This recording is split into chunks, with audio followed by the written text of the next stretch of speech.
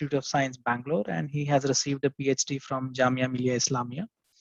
He has more than 13 years of post-PhD experience in research, and his research concentrates on clean technologies like energy storage, electric vehicles, solar energy, rare earths, and so on. He has worked in the solar energy domain extensively. He was leading the Solar Energy Research Institute for India and US. So that's a project that he was leading. He was a member of Committee for Standardization of Charging Infrastructure, ETD 51. He was a part of the BIS committee, which was drafting the standards, the ETD 51 team. He has also been a part of the NITI Aayog's Committee on Rare Earths in 2016-17. He is also a member of Chemical Research Society of India, and he's a review editor in many research papers and journals and so on. So I think the list is endless, but I would now quickly like to invite Dr. Parveen Kumar for the session today.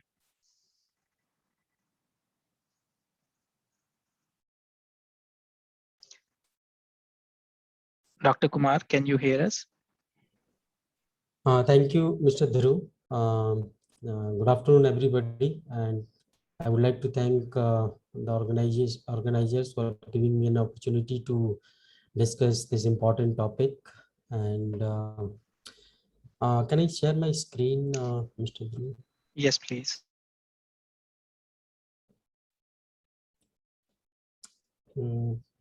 Let me know when you can see my screen.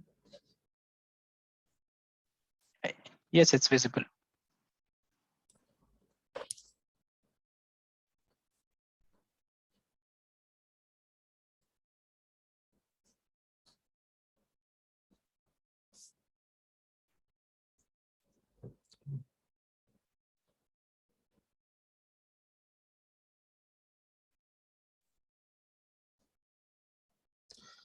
So in this session, we will discuss about key aspects related to the EV adoption in India.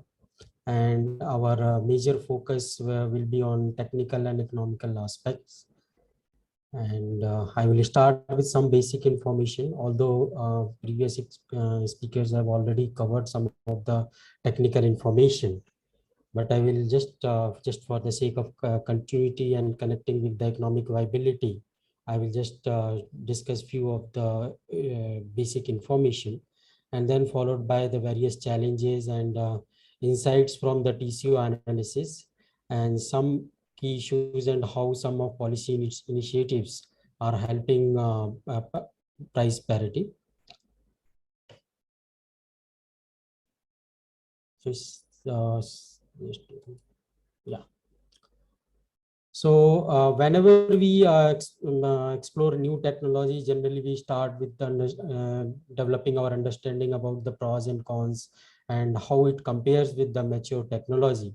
And in case of EVs, when we talk about the benefit and challenges, we all usually start with the high capex and lower opex of EVs and lower opex and high capex, lower capex and high opex of ICE vehicles.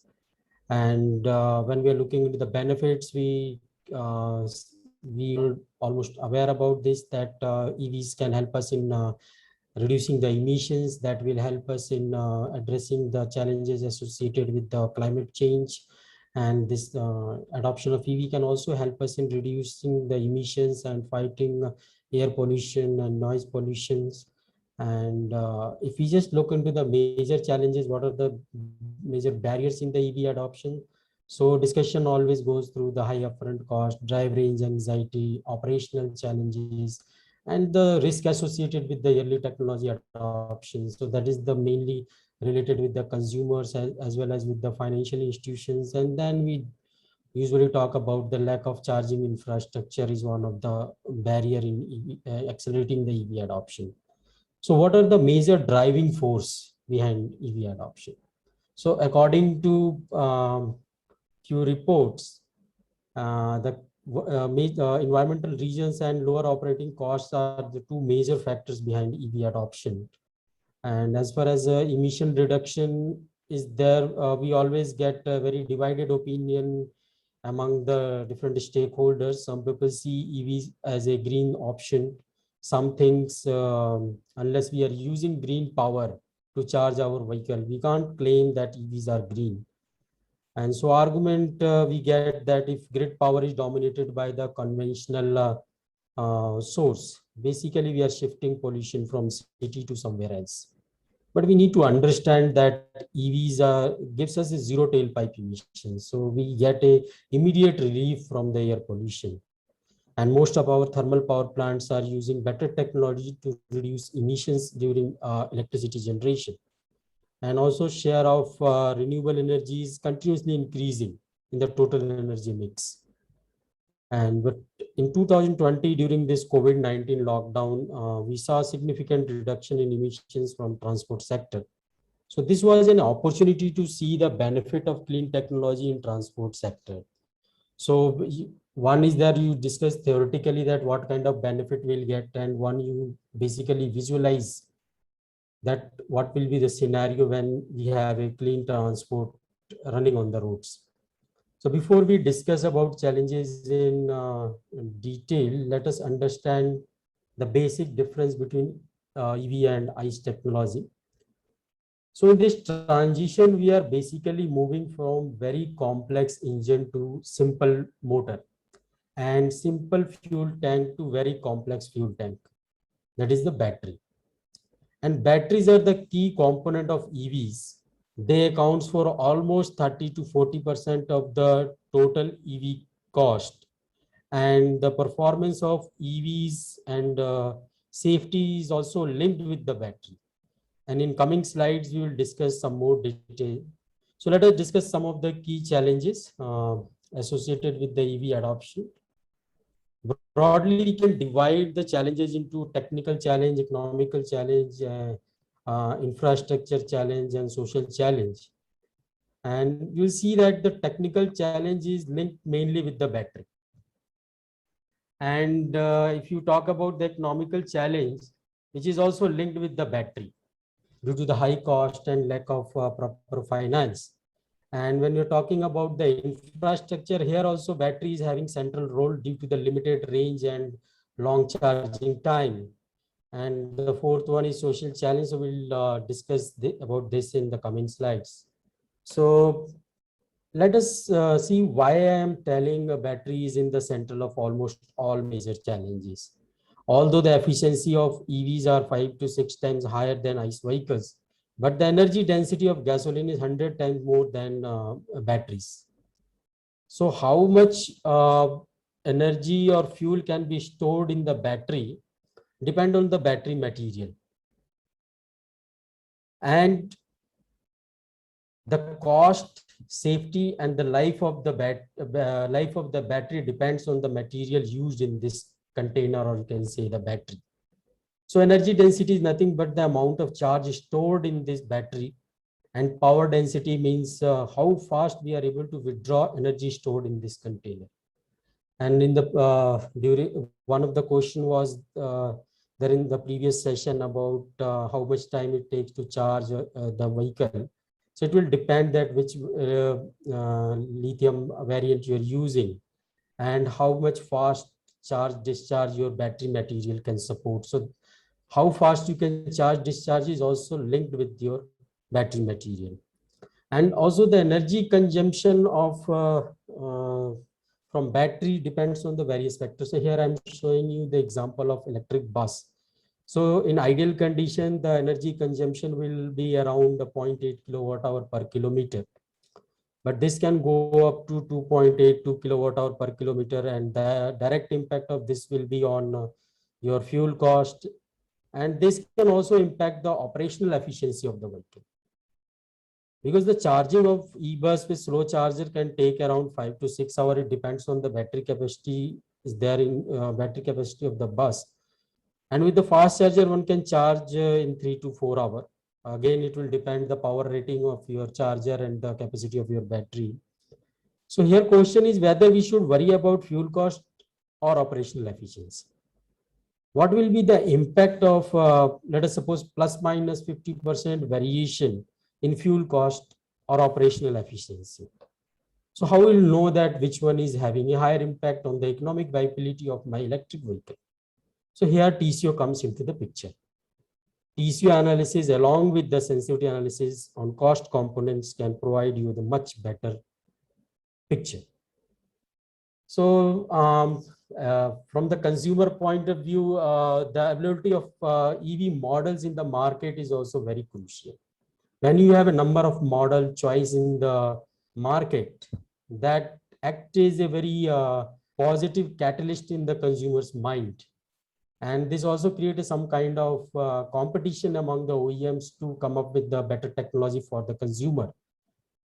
So that also helps in accelerating the EV adoption. So these are the few two-wheeler models in the electric two-wheeler segment, and then these are the some of the four-wheeler models. Now we'll go to the getting more understanding about the economic aspect and economic viability. So before I start the TCO, I just would like to share a few of the important things that when we talk about the EV adoption, broadly you have three major components. One is the technology, external factors, operation, and all these three feeds into your performance indicators. And these all play critical role in deciding the business model, because here that you are dealing with the new technology, and there you have a lot of anxiety related to the performance of that technology and the risk associated with that. And this technology is having a high upfront cost, so your financial risk is also associated there. So how you will take a decision about the business model? How you will work out the business model which ensures the better sharing of the technical and financial risk among the key stakeholders. So if you just see this, some more detail I have provided here. So here TCO analysis can guide your procurement, deployment, and policy decision. Because you want to assess that how much demand incentive or financial incentive you should be giving, what kind of other incentives can help you in addressing the key challenges associated with this. So if you take an example of electric bus, so just we'll take a few more examples. So just see what kind of business models are involved. So one is the leasing. Broadly, we can classify the emerging business model into the leasing model. One leasing means the vehicle leasing, and financial leasing can be covered in this one. And currently, in case of e-car, CSL and ESL is testing this. They have adopted, not testing. Long time back, they've used to accelerate the adoption of e-car. And the other option is that because as I mentioned that battery accounts for a significant share in the total cost. So if somehow, if you work out the mechanism where we are spreading the cost of the battery over the life of the vehicle, or maybe something like a battery leasing model, where the consumer don't need to pay the full cost upfront, and the consumer can pay this cost over the period of time. So that will help in reducing the high upfront cost issue. And this battery leasing model is adopted by Proterra in USA, where they are offering the bus under this model. And other is the Shenzhen model. They have developed a mechanism where I will provide more detail in the coming slide about this Shenzhen model, that how they are maintaining a better cash flow in the whole system. And then the aggregation model. So recently we have seen that there is a Government of India has revised the FAME 2, and they are pushing for this aggregator model for in the case of electric two-wheeler, electric three-wheeler, and e-buses along with the car. So just to accelerate the adoption in this segment. So if you go for the aggregation model, basically you can manage the technical and financial risk much better, and that will help in increasing the adoption. So let us see the Shenzhen model. What is the Shenzhen model? Currently, if you look in India, in the case of electric bus, the current procurement mechanism includes your operating cost and the funding mechanism, and all these need to be reconfigured to address the issue of high upfront cost and anxiety related to this new bus technology. So in FAME 1, we saw both outright as well as GCC model was allowed. But in FAME 2, subsidy is available only for GCC model, because GCC model ensures a better sharing of technical and financial risk. And if you want to get a subsidy from FAME scheme, you have to opt for a GCC model. So this indicates that we are reworking our approach based on learning. And as I mentioned in the previous slide, Government of India has revised the FAME 2 to test the demand aggregation approach to accelerate the bus adoption in selected city. So in Shenzhen model, what they have done, the procurement model, they have divided into financial leasing, and they have separated the battery from the vehicle, and they have integrated the charging and maintenance. And according to contract, the financial leasing company pay bus purchase cost, that is without battery, to bus manufacturers after deducting all subsidies, and lease vehicle to bus company. Here the guarantee to financial leasing company is provided by your charging facility operator, and which is a joint venture of a private company and local government. So the lease fee, which includes the principal and interest, was paid to this financial company by bus company over a period of 8 years. And the cost of the battery is paid by charging facility operator, who also receives all the subsidies announced for the batteries. And here the charging facility operator is a joint venture of local government and state-owned company. And the responsibilities of this charging facility operator include the construction and operation of the electric bus charging facility, and responsible for charging and maintenance cost of the batteries. So just how they are dividing the risk associated with the technology, and how they are ensuring a better cash flow into the system, that one can see and try to understand. In case of like currently we are in our country, we have a GCC model. But if we just see the kind of ownership we have in our country, 92 to 93% private operators, privately owned buses are there. Only 6 to 7% buses are there under the SRTU. So if we want to really accelerate the adoption of electric buses in the whole bus system, so we need to work out the mechanism which can help the private operators also to move towards the electric. So I'll not go much in detail here. I'll just directly jump to my TCO thing, because I'm supposed to talk more about this. So whenever we go to any discussion, we found that there is a lack of clarity around the economic viability of the different EV models in different segments. So last year we launched the TCO. We did a very detailed TCO analysis for vehicles in all segments, and in October 2020 we launched the TCO evaluator, and followed by that we published the series of blog based on this evaluator. And now this evaluator is available on the WRI India website, where one can download, and we have provided default values in this. One can download and play around with those numbers and see how that influence the total cost of ownership. So in this one, so we have initially in the first set we released the TCO seat for passenger segment. So where we covered the two-wheeler, e-rickshaw, three-wheelers, four-wheelers, buses, and these are the all options which we have covered in the TCO evaluator. And so this is the page where this evaluator is available, and we have also released the series of blog doing some basic analysis. So one can see that two-wheeler, in case of two-wheeler, you see that the economic viability of two-wheeler in commercial application is much higher than private ownership. Same thing is there in the case of e-car. And we all know that currently in FAME scheme, the subsidy for e-car is available only for the commercial application. And recently, last month, we released the TCO evaluator for the freight segment. These are light commercial, medium commercial, and heavy commercial vehicles we have released.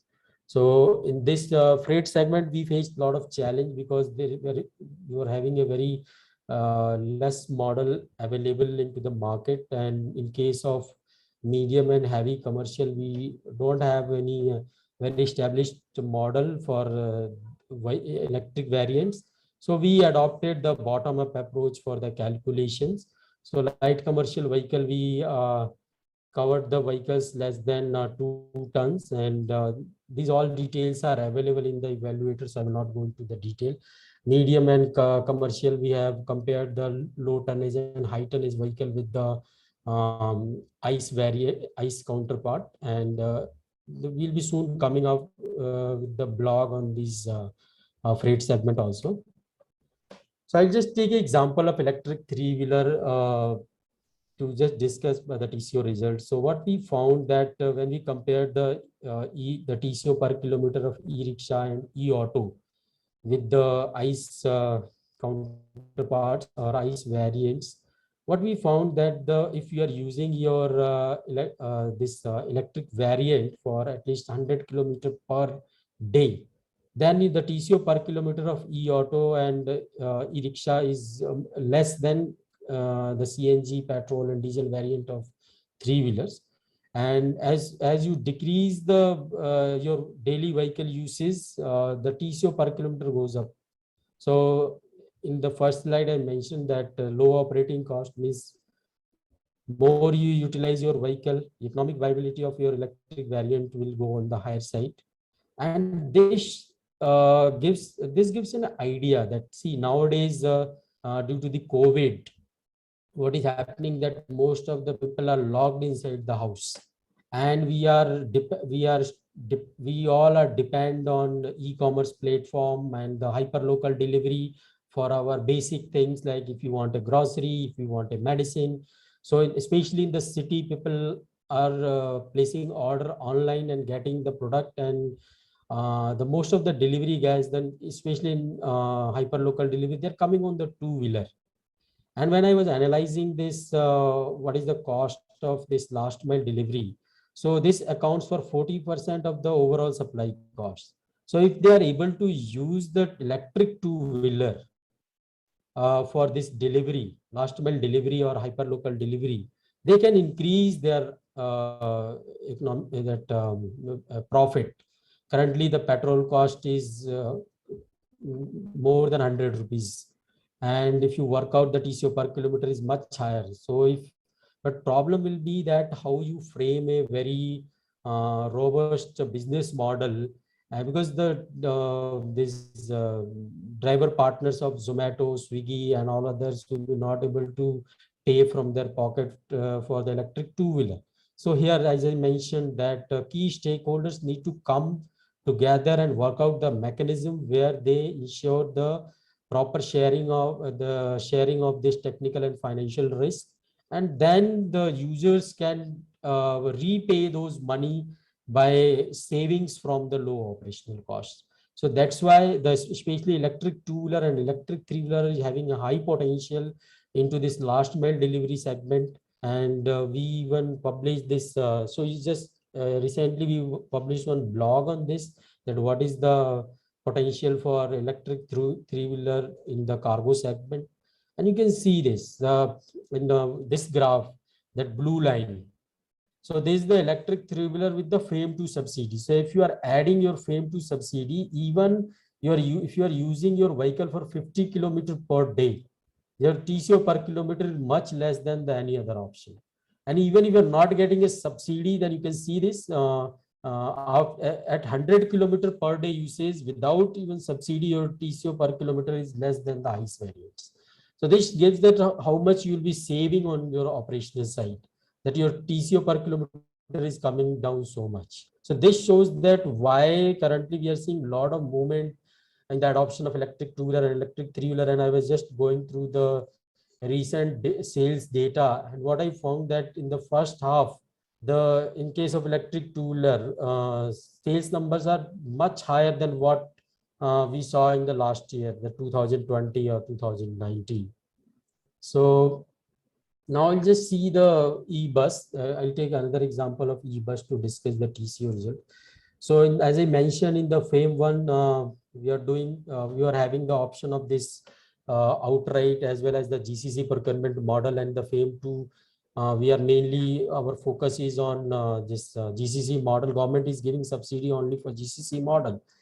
And when we are looking into the what kind of bus type is getting a lot of attention in the SRTUs, so we see that more than 65% 9-meter buses are there, and then the 12-meter buses are there.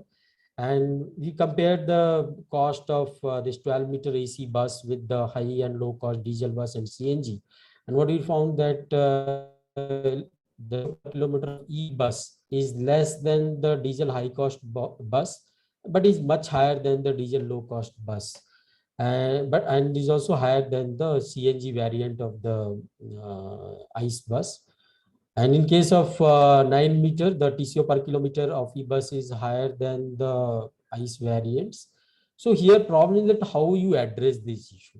So what we saw in the some of the cases that people are sizing the big battery in the bus to ensure a to address this range anxiety issue.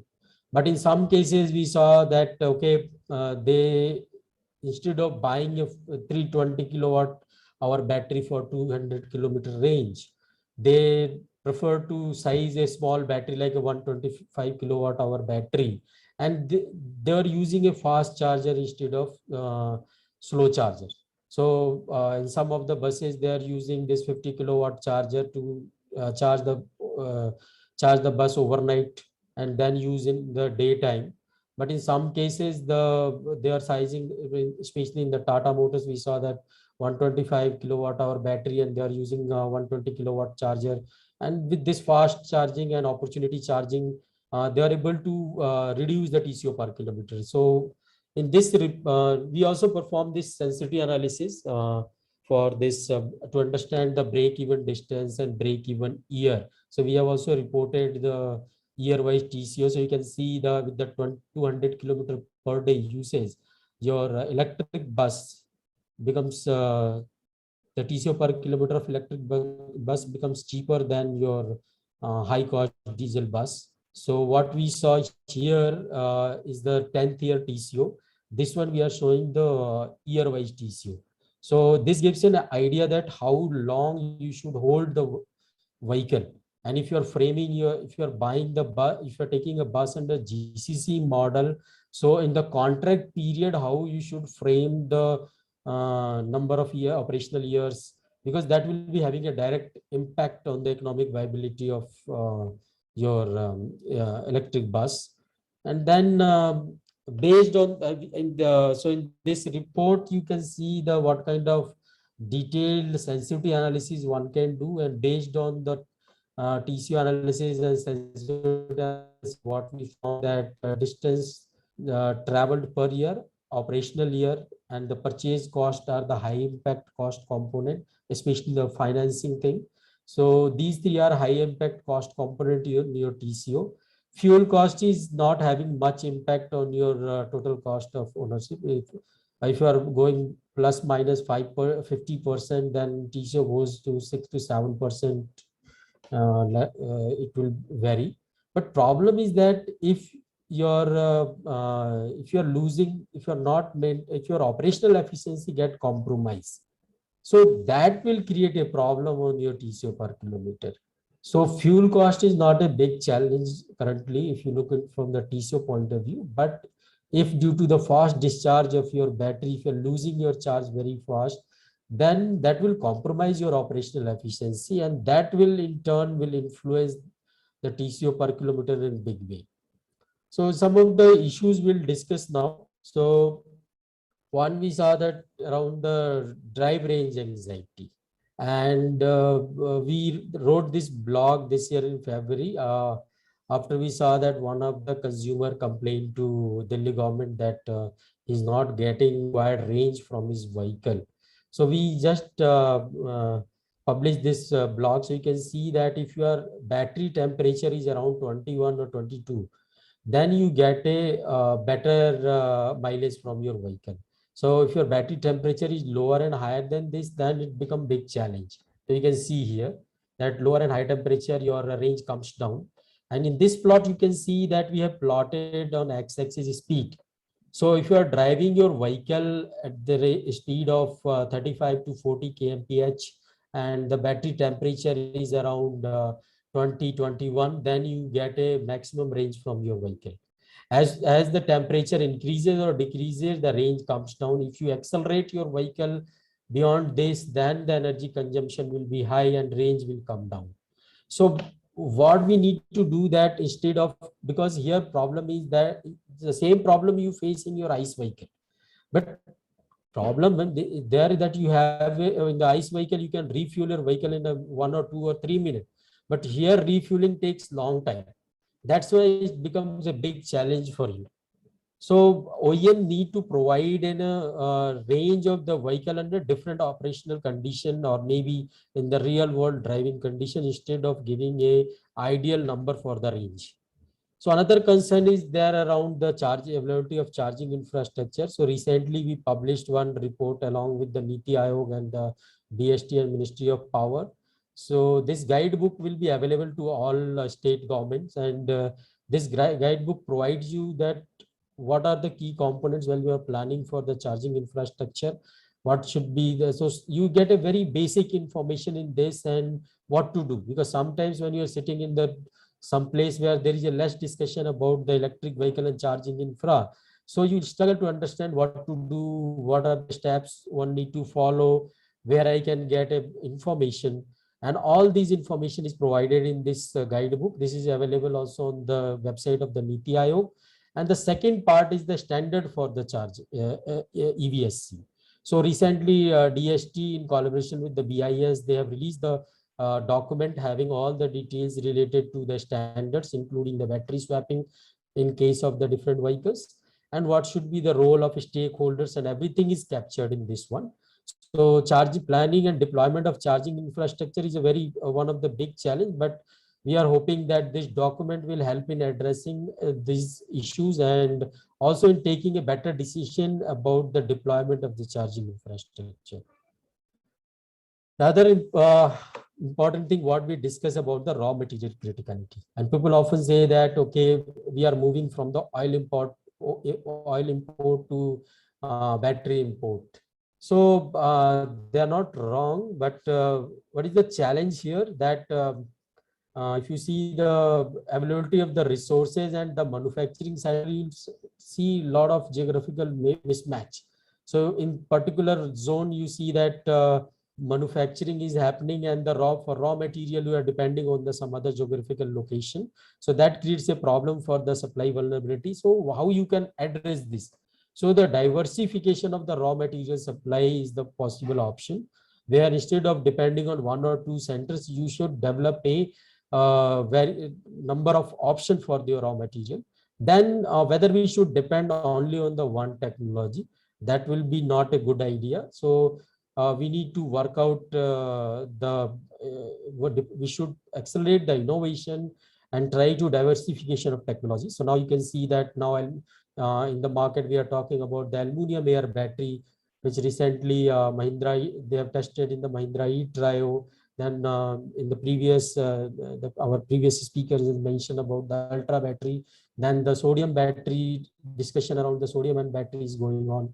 And most important thing, we are doing this transition for the low carbon economy. We want to reduce the emission, so we must push for the circular economy strategy. Otherwise we will not able to adopt or adopt the resource efficient path, because we can't keep on just extracting the material mineral and just follow the linear economy and dump it. So this will not help us. This will not help us in addressing the challenge. So we must push for develop a ecosystem for the circular economy strategy, where reuse, and recycling must be pushed. This will help us in reducing the emission, overall cost, and the material criticality can be addressed. And then just a few examples that how the policy initiatives are helping in the driving price parity. So recently, I'll take example of 1 or 2 state EV policies. So recently we saw that Maharashtra has released the revised EV policy. So here you can see this, that only if you are thinking the FAME to subsidy. So in case of electric two-wheeler, this low cost electric two-wheeler is cheaper than by approximately cheaper by 55% than the petrol two-wheeler, and the high cost electric two-wheeler, high cost when I'm talking, the cost will be around 1.4 lakh or some around that, 1 lakh 40,000 or 1 lakh 35,000. So you can see that your TCO is less than 32%. And Maharashtra EV policy, so they have given a set of incentive, like if you are buying before 31st, you can get a 25,000 rupees, and then after December 2021, you will get a 10,000. So before, if you are buying after this 31st, then the cost, the TCO will be decreasing like this. And if you're buying before 31st, so your TCO comes down to minus 66%. So this I'm telling TCO, your operating cost will be much less than this. And one unique thing they have included in the policy is the assured buyback and battery warranty incentive. And this is very important because a lot of confusion is there around the resale value of your battery and resale value of the electric vehicle. And the consumer as well as the financial institutions are having a lot of concern or anxiety related to technology. So this kind of steps help in creating a confidence in the technology, and this will address the issue around this resale value. People will get a more clarity around that. And then here you can see that how the revised FAME to incentive of 10,000 per kilowatt hour to 15,000 per kilowatt hour. You can see that your high cost scooter is with the high cost electric scooter, you are achieving break even at the 50 kilometer per day. And the moment you have with the revised FAME to subsidy, you can achieve that break even at the 25 kilometer per day usage. So see the kind of impact this subsidy is having on the economic viability of your electric vehicles. And now I'll just take this for the car. You can see that how the subsidy helps in improving the economic viability of your electric variant. Currently, FAME to subsidy is available only for e-car in commercial applications. So you can see that with e-car, no subsidy, the TCO per kilometer is less than your petrol and the diesel car, although CNG is cheaper here. So with no subsidy, even with the subsidy helps to decrease your TCO per kilometer slightly more than this. So you can see how your demand incentives are helping in reducing this TCO per kilometer of electric variants. And in the case of Delhi, you don't need to pay the road tax and other things. So that further helps in reducing the TCO per kilometer. So I think I've covered all the important aspect, and I'll be happy to answer the questions. So over to you, Dhruvji. Thank you, Parveenji. Thank you for the wonderful session. A lot of numbers, a lot of thoughts, and a lot of questions. I will take up, one or two questions that I have received. So there is one question around the range. It is more related to the vehicle. So the question is, can I travel 500 kilometers in a four-wheeler on a single charge? Yeah, models are available. See, that's why I was showing that graph, that this one. Range anxiety. This plot I was showing, that people like Tata Nexon, they promise that per charge you can get a 312 kilometer, but that is in ideal condition. So if you are accelerating, and it depends that what kind of thermal management is there and cooling mechanism is there in the battery, how efficiently you are managing the battery temperature, because battery will give a best performance around your this 21 degree centigrade, 21 or 22. So if you are driving faster than this, fast means temperature is going higher, then the range will come down. And if you are driving very fast, because when you are driving within a city, you will drive around 40 to 50 kmph. But the moment you go to the highway, your speed will go to 70, 80. So you can see that how the range will come down. So the follow-up question here is, so what is the percentage difference in the range of a single charge, say when you are using a vehicle in a city like say Chennai versus a city like say Shimla, when the So, temperatures are completely different? but when you are, the terrain will also play the role, like what kind of road gradient is there. So multiple factors are there. That's why I was showing this plot. I included this in the presentation. Just 1 minute, I will show this. This one, you see that how the different factors plays the role. So ideal driving 0.80. This is for the bus I have given. Then driver behavior, road quality, passenger load, speed, topography, climate, all these adds into this. So you don't need to get into panic mode that how much parameter I should remember. But thing is that OEMs also need to understand the geographical location condition of that particular location, topography, and then the electric three-wheeler used in the Bangalore. You can't use into the hilly terrain. There you have to see that how much it can climb, what kind of challenges it will face. So that kind of tweaking is required from. So all key stakeholders need to understand their role, and they need to play the critical role. Still, like ICE vehicle, they can't just sell the vehicle and go. No, they have to come stay into the picture. Okay, so does that mean a vehicle which is sold in Bangalore versus a vehicle which is sold in a hilly terrain, so the vehicles will have difference in specifications? Yes, if they don't do that, it will compromise the performance. So basically, most of these big vehicles and established OEMs, they take care of all these things because they can't develop a customized solution for a particular geographical location.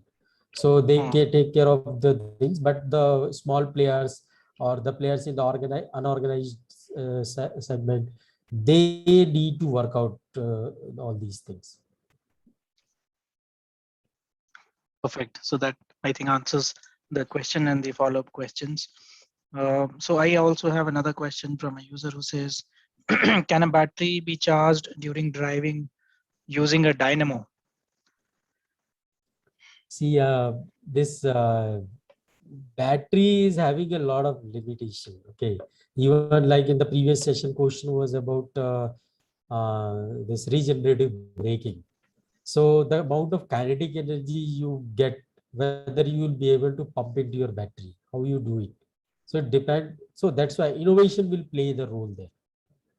And if you are people are talking about this dynamo, but you have to see that how it when you generate the electricity with that, whether that will affect the performance of your vehicle. So like instead of we should not focus on one aspect and losing on the other aspect. That we have to keep in mind, that when you are using that, what is the pros and cons of each option. Like I was telling in the electric bus, that you can have a 320 kilowatt hour battery overnight charge, but problem is that your TCO is high, and if you anyhow you're losing the charge fast, then you will be struggling with the slow charger. But you can have a small battery pack and the fast charging. But fast charging is having another issue, like your battery degradation will be fast. So you have to see that you have to choose the trade-off between performance requirement and the other, like a cost, safety, and battery life and all other things. That's very interesting to learn and to know. Is there some kind of tools that the people can use, or they can refer to some literature which helps them to decide what vehicle they should buy? So I'm talking about, say, ordinary users who are looking at at a two-wheeler or a four-wheeler for their personal use. So a lot of the information is available. We also publish regularly the blogs related to the key challenges, as like the drive range issue came, and then we published this blog. So information is available in the public domain, but one other problem is there. that a lot of literature is there which adds to the confusion rather than solving the query. So Right. so many information I see, especially the secondary literature there, you will find that completely wrong information. Like we are talking of, as the previous speaker mentioned about the role of BMS and the thermal. The BMS is one of the very important component in your battery. And if we are looking into the low cost solution, then there will be a compromise on the BMS and the other like a thermal management side, and that will cost you in other way. Like if you compare most of our e-rickshaw and electric two-wheeler, earlier it was powered by the lead acid battery. And why people are pushing? Because upfront cost of the lead acid battery was less than the lithium battery. But if you do the actual calculation of the ownership of the lead acid versus lithium battery, you will find that although the cost of lithium battery is 3 times, but the cost of ownership of lithium battery is much less, because the usable capacity of lithium battery is much higher. Lead acid is having just half than the weight. Lead acid, if is 120, the lithium battery will be of the same capacity, 20 kg. Then the life, with the lead acid you get a 500 to 1000, here you get a 1500 to 3000 life. So all these things, if you take into account and do the cost of ownership calculation, you will find the lithium is much better option than the lead acid. And the total cost of ownership we did for the lead acid powered e-rickshaw versus lithium battery. So every 8 and 10 months you have to change the lead acid battery. So the total cost of ownership goes on the higher side. Perfect. So with that, I would request the participants any more questions to post it in the chat platform, and we can take up some of those later. So Dr. Kumar, it was wonderful to have you as a speaker with us for this session. I thank you a lot for agreeing to come with us and delivering this speech for us. It was very insightful. Thank you so much. Thank you. Thank you, Dhruji, for inviting me, and thank you to everybody. Thank you. Bye. Thank you. So moving on, so let's move to our next topic and speaker. But before that, just one piece of information. What we will be doing shortly is also posting a link, which is a feedback link, which will be submitted directly. So